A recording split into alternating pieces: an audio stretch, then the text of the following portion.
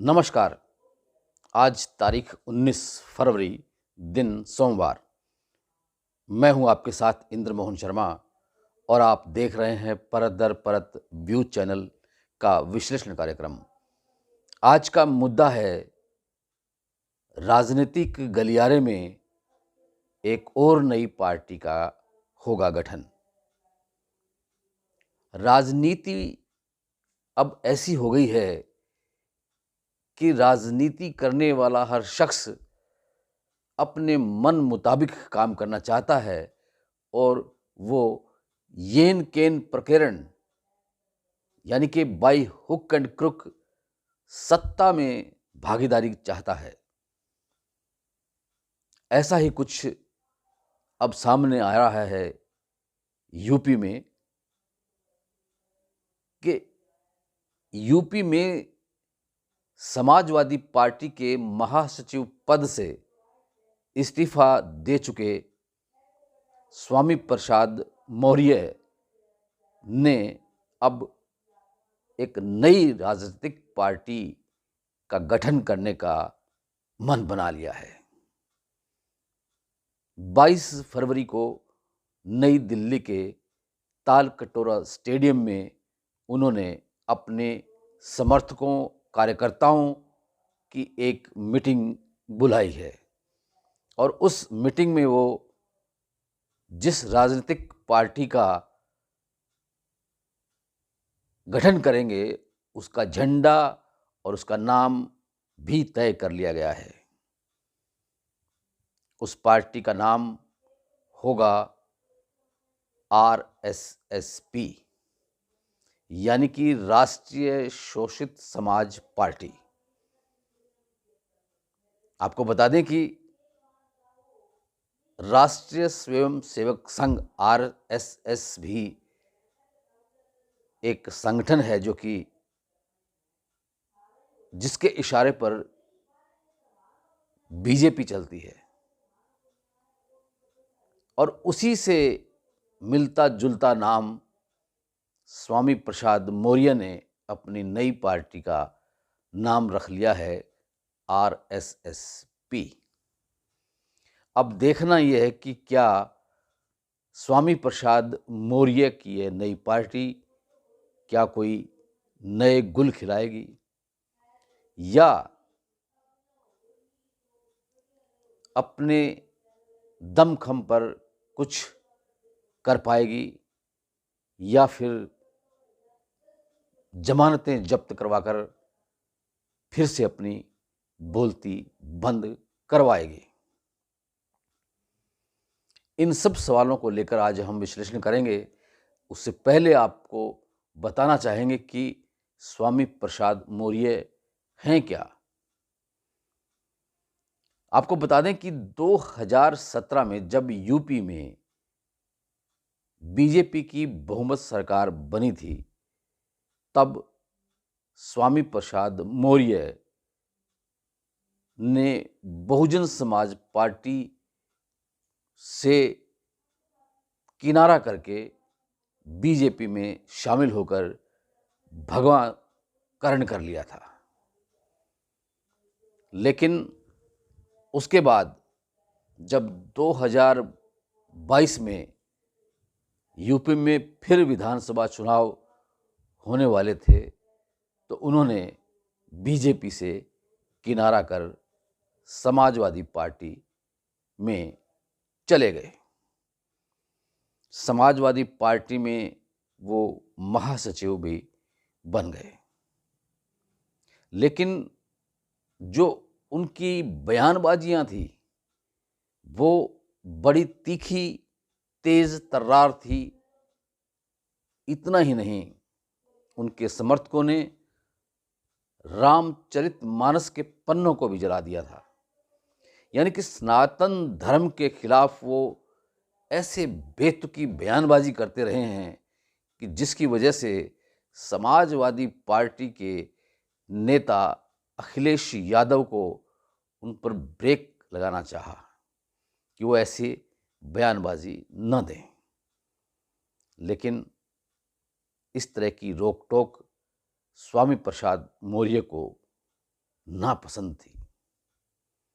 उन्होंने कई बार कोशिश की कि उन्हें किसी भी तरह की टोका-टाकी ना की जाए, क्योंकि वो चाहते हैं कि ओबीसी का सहारा लेकर, पिछड़े वर्ग के लोगों का सहारा लेकर वो राजनीति करते रहें। हालांकि वो पलटी मार नेता के रूप में जाने जाते रहे हैं। कभी बीएसपी में थे तो कभी बीजेपी में चले गए, फिर सपा में आ गए और अब अपनी नई राजनीतिक पार्टी का गठन करने का मन बना चुके हैं। अब ऐसे में ये सवाल उठता है कि क्या स्वामी प्रसाद मौर्य राजनीति के भीतर, राजनीतिक गलियारे में अपनी चाल, चरित्र और चेहरे को फिर से कोई नया आयाम दे पाएंगे या नहीं? यह अपने आप में एक बहुत बड़ा सवाल भी है। और अब देखना यह है कि इस नई पार्टी का जो वो गठन कर रहे हैं उससे नुकसान किसको होगा? जाहिर है वो समाजवादी पार्टी से निकलकर अपनी नई राजनीतिक पार्टी बना रहे हैं, तो समाजवादी पार्टी को ही इससे ज़्यादा नुकसान होगा। आपको बता दें कि विपक्षी दलों के गठबंधन INDI ये में समाजवादी पार्टी भी एक घटक है, लेकिन कांग्रेस के साथ सीटों के बंटवारे को लेकर अभी तक उनमें मतभेद हैं। हालांकि राहुल गांधी फिलहाल यूपी के दौरे पे हैं, लेकिन समाज पार्टी के सुप्रीमो और यूपी के पूर्व मुख्यमंत्री अखिलेश यादव ने साफ तौर से कहा है कि सीटों के बंटवारा होने के बाद ही वो राहुल गांधी की भारत न्याय यात्रा में शिरकत करेंगे। इस बीच अखिलेश यादव ने लोकसभा चुनाव के सिलसिले में अपनी पार्टी के 11 उम्मीदवारों की घोषणा भी कर दी है। इस तरह की घोषणाबाजी से क्या समाजवादी पार्टी और कांग्रेस के बीच जो वैचारिक मतभेद हैं वो और आगे बढ़ेंगे या कम होंगे, ये आने वाला वक्त ही बताएगा।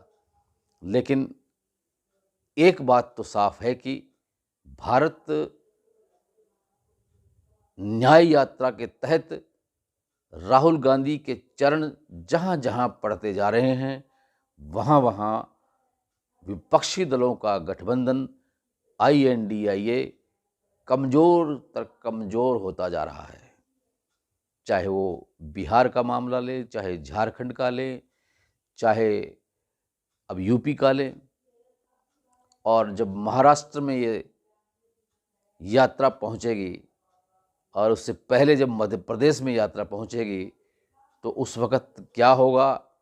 क्योंकि मध्य प्रदेश के पूर्व मुख्यमंत्री कमलनाथ, उनके बेटे नकुलनाथ के कांग्रेस छोड़कर बीजेपी में आने की जो चर्चाएं चल रही हैं, उससे भी कांग्रेस और कमज़ोर होती नज़र आ रही है। हालांकि अभी तक कमलनाथ ने स्पष्ट नहीं किया है कि वो कांग्रेस में ही रहेंगे या बीजेपी में जाएंगे।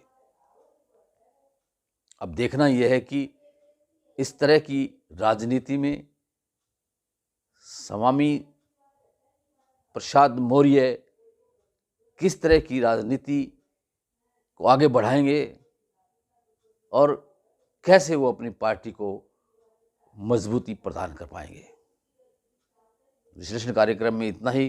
कल फिर किसी नए मुद्दे के साथ आपसे रूबरू होंगे। तब तक के लिए इंद्रमोहन शर्मा को इजाज़त दीजिए।